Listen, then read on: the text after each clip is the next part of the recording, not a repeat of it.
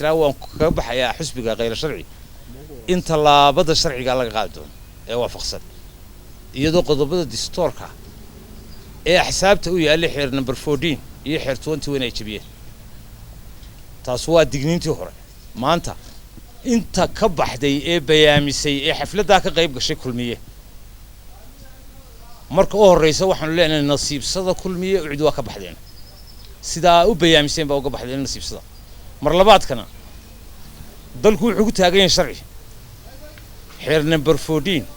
qodobkiisa 11aad fakhrada labaad ayaa sheegaysa in xildhibaanka golaha wakiilada golaha deegaanka xildhibaanka ka soo baxay xisbi inaanu ka bixi karin xisbi ilaa iyo 6 bilood ee u dambeeya mooyeen xisbi ka bixi karin imikana 4 sanadood baynu maraynaa 6 months baa haray sharci jabin toos baa lagu dhaqmay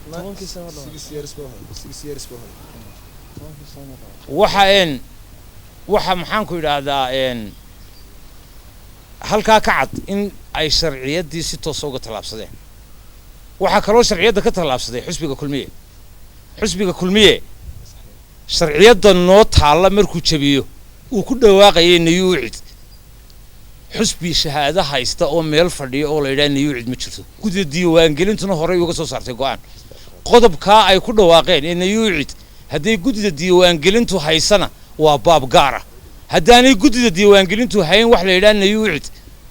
waxaanu leenahay war saxaafadeed been xisbiga qabtaa xaq wuxuu leeyahay qodobka ID in lagu qaado qodobka 18aad in lagu qaado buu xaq u leeyahay in ay ganaaxi 30 milyan aha la saaraa buu xaq u leeyahay guddiga diiwaangelintu taa haday uga baqato waa xisbi xukuumiya waxaanu leenahay xisbi aad kula kici doontaan ma jiro kale taasna waa biyaaminayna xildhibaanada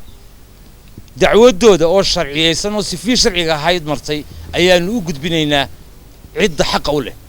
hadii talaabada sharciga la waafajin waayo oo sharciga loo burburiyo sida waxaan bayaaminaynaa xisbigana inuu ku talaabsan doono go'aanka la qaatay ee hay'adaha qaranku qaateen midna waanu digaynaa guddi axsaabta qaranku ha isku qaldanto laakiin cidda dhexdhexaadinta loo saaray ee guddi waxay u dhaxaysaa saddexda xisbi ciddii gaftanayna sharciga ku ilaalisay hadday ku ilaalin waayaan dee guddi noqon maayaan marka annakoo mar iyo laba iyo saddex ba ku celinayna waxaan leenahay sharciyada ha lagu ilaaliyo axsaabta ciddii sharciga jabisana ha la waafajiyo sharciga ayaanu leenahay dacwadda xildhibaanadaasna galbadayna xildhibaanadoodii kale goobjoog weeyaan